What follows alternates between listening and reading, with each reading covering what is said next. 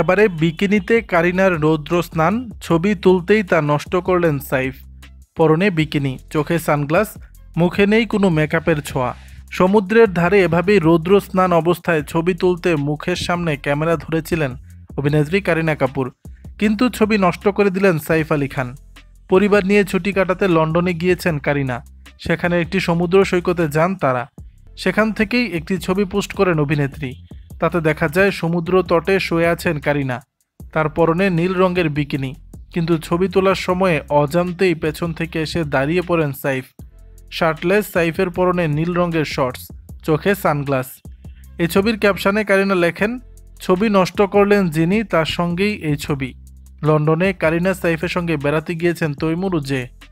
সামাজিক যোগাযোগ মাধ্যমে ছুটি কাটানোর বিভিন্ন মুহূর্ত ভাগ করে নিয়েছেন বেবো। উল্লেখ্য, কারিনাকে শেষ দেখা গিয়েছে ক্রুজ সিনেমায়। এই সিনেমা নিয়ে সম্প্রতি তার শাশুড়ি তথা অভিনেত্রী শর্মিলা ঠাকুর মুখ খুলেছেন এক সংবাদ মাধ্যমে।